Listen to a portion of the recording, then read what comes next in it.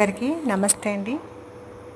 మనం రసగుల్లాలు చేసుకుందాం. మనం చిన్నప్పుడు చారణకు ఒక రసగుల్లా కొనుక్కొని తిందాము కదా స్కూల్కి వెళ్ళేటప్పుడు. ఎందుకో ఈరోజు చేయాలనిపించింది. ఎందుకు అంటే నేను కూడా యూట్యూబ్లో చూశాను. చిన్ననాటి జ్ఞాపకాలు గుర్తుకు వచ్చాయి. చారానకు 2 అట్లా మనం అప్పుడు కొనుక్కుందాం కదా. మైదా పిండిలో కొంచెం ఉప్పు, కొంచెం బేకింగ్ సోడా లేకపోతే తినే సోడా కూడా వేసుకోవచ్చు. అదే బజ్జీలలో వేసే సోడా వేసి కొంచెం కలరు, రసగుల్లా కలర్ రావడానికి రెడ్ కలర్, పింక్ కలర్ ఆ కలర్ వేసి పిండి ఇలా కలుపుకొని చపాతీలాగా చేసుకోవాలి.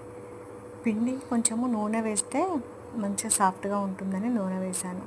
ఆ పిండి ఒక 5 నిమిషాలు నానేలోపు చక్కెర పాకం బట్టి, చక్కెర మరీ గట్టి ఉండపాకం కాకుండా మరీ తీగ పాకం కాకుండా మధ్యలో పట్టి అందులో కొంచెం ఇలాచి పౌడరు, నిమ్మకాయ సగం వక్క పిండుకోవాలి. ఎందుకంటే ఈ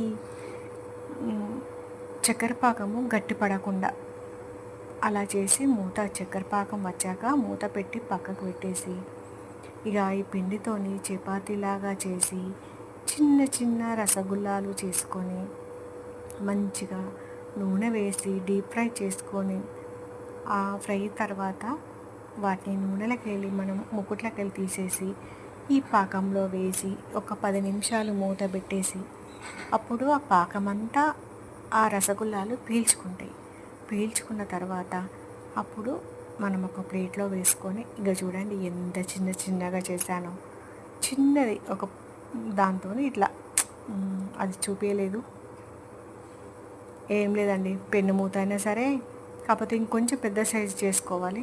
నెక్స్ట్ సారి ఇట్లా చేసి ఆస్టక్ వచ్చిందని చేయితో చేసిన ఇవి ఉండలు ఇలా చిన్న రసగుల్లాలు చేసుకొని తింటుంటే సేమ్ మనం చిన్నప్పుడు తిన్నట్టే ఉంది. లోపల జ్యూసీగా భలే రుచిగా వచ్చాయి.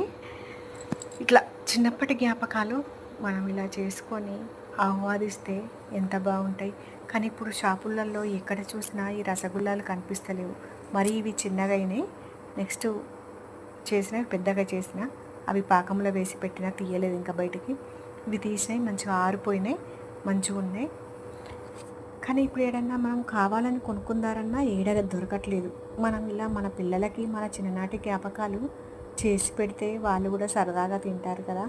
ఇదొక్క టైప్ స్వీట్ అని చెప్తే వాళ్ళు ఇష్టంగా తింటారు. ఎందుకంటే రసగుల్లాలంటే వాళ్ళకి తెలియదు అసలు పాపం ఇప్పుడు కదా.